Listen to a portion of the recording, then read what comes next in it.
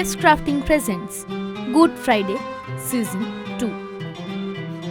শুরু হচ্ছে আজকের গল্প, সুমিত ঘোষের লেখা অভিশপ্ত চন্দ্রপুরী। আজ শুনবেন তৃতীয় পর্ব, অন্দরমহল। অট্টালিকার ভেতরে পা রাখতেই আমার হৃৎপিণ্ডে যেন এক অদৃশ্য চাপ অনুভব করলাম। প্রবেশদ্বারে বিশাল কাঠের দরজা, কালো রং খসে পড়া, অর্ধেক ফাঁক হয়ে থাকা আমাকে যেন নিঃশব্দে গিলে নিতে চাইল। আমি চন্দ্রপুরীর প্রকাণ্ড দ্বার অতিক্রম করলাম।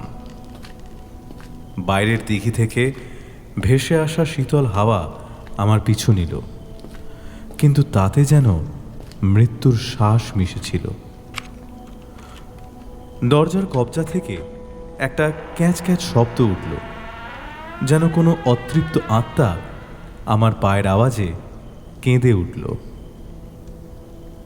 নাকে ঝাপটা দিল এক ভয়ালো গন্ধ, ধুলোর সোঁদা আষ্টে ঘ্রাণ, পচা কাঠ আর একটা অজানা দুর্গন্ধ, যেন শতাব্দীর বন্দি শ্বাস এখানে পুঞ্জীভূত হয়ে আছে। টর্চের আলো তুলতেই অন্ধকার ফুঁড়ে একটা ক্ষীণ রেখা মেঝেতে পড়ল। সিমেন্টের মেঝে ফেটে চৌচির, ফাটলগুলো যেন অতীতের ক্ষত, ধুলো আর ময়লায় কালো। কোথাও কোথাও ছোট ঘাসের ডগা যেন কবর থেকে উঠে আসা প্রাণের মতো উঁকি দিচ্ছে। দু এক পা এগোতেই জুতোর নিচে ধুলো উড়ল, ফসফসে শব্দ, যেন অদৃশ্য কারোর হাসি। দেওয়ালে কালো দাগের ছোপ, যেন রক্তের ছিটে শুকিয়ে গেছে। কোণে মাকড়সার জাল ঝুলছে, টর্চের আলোয় চকচক করছে সেগুলো, যেন অন্ধকারের চোখ আমাকে দেখছে। দাদামশায়ের পুঁথির কথা মনে পড়ল। হলদে পাতায় কালির আঁকিবুকিতে তিনি লিখেছিলেন, চন্দ্রপুরী একদা ছিল বিশাল বৈভবের প্রতীক। মার্বেলের মেঝে, রেশমের পর্দা আর ঝাড়বাতির আলোয় ঝলমলে সভাকক্ষ যেন চন্দ্রবংশের গৌরব গান গাইত। কিন্তু আজ সেই জৌলুস মৃত। টর্চটা উপরে তুলতেই ছাদে বৃষ্টির জলের কালো দাগ ছড়িয়ে থাকতে দেখলাম, যেন অট্টালিকার নীরব কান্না। সিলিং থেকে ঝুলছে এক ভাঙা ঝাড়বাতি, ধুলোয় ঢাকা। কাঁচের ফুলগুলো যেন মৃত তারার শবদেহ। বাতাসে শোঁ শোঁ শব্দ, যেন দূর থেকে কেউ ফিসফিস করছে। দোতলার জানলার খড়খড়িগুলো কাঁপছে, কাঠের ফ্রেমের রং উঠে গেছে, যেন সময়ের নখে ছিন্ন ভিন্ন। বারান্দায় পা রাখতেই কাঠের মেঝে মচমচ করে উঠল, যেন অতীতের কোনো আত্মা আমার পায়ের নিচে কুঁকড়ে গেল। সিঁড়ির দিকে এগোলাম। জীর্ণ কাঠের ধাপগুলো ক্যাঁচ ক্যাঁচ শব্দে আর্তনাদ করে উঠল। টর্চের আলো দেওয়ালে লাফালো, আর পিছনের জানলা দিয়ে সেই মুহূর্তে আমি বাইরে তাকালাম। ঝাপসা অন্ধকারে ইঁটের বাঁধানো সাঁকোর আবছা রেখা দিঘির পাড় থেকে কালী মন্দিরের দিকে যেন মৃত্যুর পথের মতো চলে গেছে। মন্দিরটা কালো পাথরের, নিস্তব্ধ ছায়ার মতো দাঁড়িয়ে, যেন কোনো অভিশপ্ত প্রহরী। শুনেছি রটন্তী কালী পুজোয় অমাবস্যার রাতে গ্রামের লোকজন ভয়ে ভয়ে ওখানে পুজো দেয়। কিন্তু আজ এই অট্টালিকা তার গৌরব হারিয়ে এক ভয়ালো কবরখানায় পরিণত হয়েছে, যেখানে আলোর স্থানে অন্ধকার আর হাসির স্থানে আর্তনাদ শিকড় কেড়েছে। বসার ঘরে পৌঁছলাম। দেওয়ালে সারি সারি ছবি, চন্দ্রবংশের পুরুষেরা, রামনারায়ণ, হরিনারায়ণ, আদিত্যনারায়ণ, ধুলোয় মলিন মুখে কঠোর দৃষ্টি নিয়ে আমার দিকে তাকিয়ে, যেন আমার প্রতিটি পদক্ষেপে অভিশাপ বর্ষাচ্ছে। দোতলায় উঠলাম।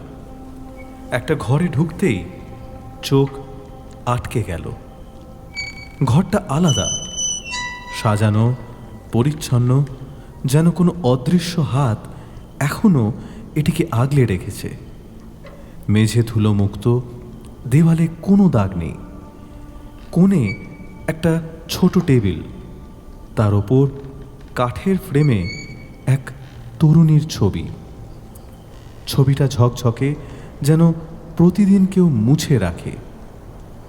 কাছে গিয়ে দেখি এক কুমারী নারী। নলিনী কি এই? তার কাজল কালো চোখ গভীর, দিঘির জলের মতন স্বচ্ছ, কিন্তু তাতে যেন শূন্যতার ছায়া। ঠোঁটে মৃদু হাসি, যেন আমাকে কিছু অজানা রহস্য বলতে চায়। গলায় সোনার লকেট, মাঝে পাথরের ঝিলিক, যেন অতীতের আলো এখনো বন্দি। তার চুল ঢেউ খেলানো, কপালের ছোট্ট টিপ। এই সৌন্দর্যের মাঝেও একটা অস্বস্তি। এই ঘর কে সাজায়? কে এই ছবির প্রতি এত যত্নশীল? আর একটা ঘরে গেলাম। দেওয়ালে ঝোলানো একটা আয়না। টর্চ তুলতেই আমার প্রতিবিম্ব কালো, ক্লান্ত, ফ্যাকাশে, কিন্তু পেছনে একটা ছায়া, ঝাপসা, অস্পষ্ট। ঘুরলাম, কেউ নেই। আবার তাকালাম, ছায়াটা আমার কাঁধে হাত রেখেছে। তার আঙুলগুলো যেন আমার ত্বকে হিমশীতল ছুরি চালাচ্ছে। শির দাঁড়া দিয়ে ঠান্ডা স্রোত বয়ে গেল। একদা যে চন্দ্রপুরী বৈভবের প্রতীক ছিল, আজ তা অন্ধকারের গর্ভে ডুবে গেছে। যেন এর দেওয়ালে অভিশাপ আর রহস্য এক অলৌকিক জাল বুনছে। আয়না থেকে চোখ সরিয়ে পিছনে ফিরতেই অট্টালিকার পেছনের ঝোপঝাড় থেকে একটা রক্ত হিম করা শব্দ ভেসে এলো। যেন কোনো অমানসিক শক্তি গাছপালা ভেঙে শিকড় ছিঁড়ে আমার দিকে ধেয়ে আসছে। শব্দটা তীক্ষ্ণ, কর্কশ, যেন হাড়ের মজ্জা পর্যন্ত কেঁপে উঠল। টর্চের আলো তুলতেই অন্ধকার ফুঁড়ে এক পৈশাচিক মূর্তি উঠে দাঁড়ালো। তার মুখে জট পাকানো দাড়ি গোঁফ, যেন শতাব্দীর অবহেলায় বেড়ে উঠেছে। পরনের ছেঁড়া কাপড় ময়লায় কালো, বাতাসে দুলছে, যেন কঙ্কালের ওপর চামড়ার ঝোলা। চোখ দুটো লাল, জ্বলন্ত, যেন অতল গহ্বর থেকে আগুনের শিখা ঠিকরে বেরোচ্ছে। মুখে বিকৃত হাসি, দাঁত ভাঙা, হলুদ, তার ফাঁকে শুকনো কালো রঙের দাগ, যেন অভিশাপের চিহ্ন।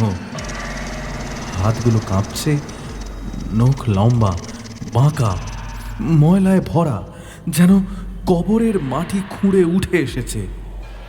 আমার গলা শুকিয়ে গেল, পা মাটিতে গেঁথে গেল, যেন অদৃশ্য শিকল আমাকে জড়িয়ে ধরেছে। সে এগিয়ে এলো, কিন্তু পায়ের শব্দ নেই। তার ছায়া মেঝেতে নড়ছে, যেন এক কালো প্রেতাত্মা হামাগুড়ি দিয়ে সিঁড়ি বেয়ে উঠছে। আমি পিছিয়ে যেতে চাইলাম, কিন্তু শরীর অবশ, যেন কেউ আমার প্রাণ শুষে নিচ্ছে। তার চোখ আমার ওপর গেঁথে গেল। আমার ভেতর দিয়ে যেন অতীতের কোনো অভিশাপ দেখছে। হঠাৎ সে ঝুঁকে পড়ল। তার মুখ থেকে পচা গন্ধ, মৃতদেহের বিষাক্ত ধোঁয়া আমার ফুসফুসে ঢুকে পড়ল, পাকস্থলীর উল্টে গেল, কিন্তু কিন্তু চিৎকার বেরোলো না। সে পাগলের মতন চিৎকার করে উঠল।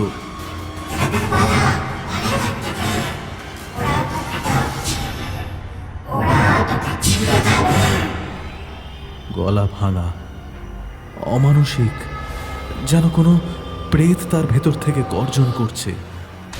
শব্দটা আমার মাথায় হাতুড়ির মতন আঘাত করল। পিছিয়ে যেতে গেলাম, কিন্তু সে আমার হাত ধরে ঝাঁকালো।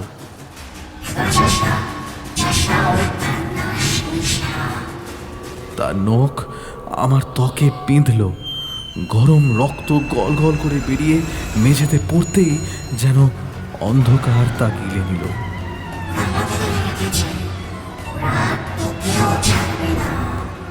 কথার মাঝে তার গলা থেকে বিকট হাহাকার বেরোলো। মুখ বিকৃত হয়ে গেল, চোখ উল্টে সাদা, মুখ থেকে ফেনা গড়াচ্ছে। শরীর কেঁপে উঠল, যেন অদৃশ্য হাত তাকে ছিঁড়ছে। হঠাৎ সে ছুটল, ছেঁড়া জামা বাতাসে উড়ল, পায়ের মাটি কাঁপল না, কিন্তু ছায়া দেওয়ালে লাফালো।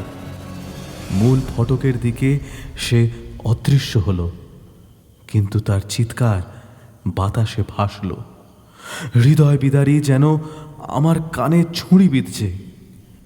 এ কি মানিকের সেই উন্মাদ দাদা? জীবিত না অতৃপ্ত আত্মা? হাত পা ঠান্ডা হয়ে গেল। টর্চ পড়ে গেল, আলো দেওয়ালে কাঁপছে, মাঝে মাঝে নিভছে। হঠাৎ বাতাস ভয়ঙ্কর ঝড়ের রূপ নিল, হিমশীতল, যেন কেউ আমার গলা চেপে পেছন দিকে টানছে। জানলার খড়খড়িগুলো বিকট শব্দে কেঁপে উঠল, যেন অদৃশ্য নখ সেগুলোকে ছিঁড়ছে। কাঠের ফ্রেম ভাঙার শব্দ পেলাম, থমকে দাঁড়ালাম। হঠাৎ চারদিকে নিস্তব্ধতা। একটা মৃদু কান্না শুনতে পাচ্ছি, করুণ, যেন কোনো নারী বুক চাপড়ে মরছে। তাড়াতাড়ি করে টর্চটা তুললাম। দেওয়ালে একটা ছায়া নড়ছে, লম্বা, সরু, চুল এলোমেলো, কিন্তু তার হাতটা আমার দিকে বাড়ানো। পিছিয়ে গেলাম। কান্না বেশ জোরালো হলো, আর্তনাদ, অমানবিক আর্তনাদ। ফিস ফিস করে আমার কানে ঠান্ডা, ভিজে, যেন কেউ আমার ঘাড়ে শ্বাস ফেলছে। তাড়াতাড়ি ঘুরলাম, কেউ নেই। দরজা ধড়াম করে বন্ধ হয়ে গেল, যেন অদৃশ্য শক্তি এটাকে আঘাত করল। টর্চটা নিভে গেল। অন্ধকারে আমার গলায় হিমশীতল একটা স্পর্শ। আঙুলগুলো ভিজে হাড় পর্যন্ত পৌঁছে গেছে। চিৎকার করতে গেলাম, কিন্তু গলা থেকে দম বন্ধ, গোঙানি। চোখের সামনে সাদা একটা অবয়ব, নলিনী। চোখ কালো, শূন্য, মুখে রক্ত, চুল থেকে কালো জল ঝরছে। হাতটা আমার দিকে বাড়ানো, আঙুলগুলো বিকৃত। আমাকে মুক্তি দাও, মুক্তি দাও, নাহলে আমি তোমাকে ছাড়বো না।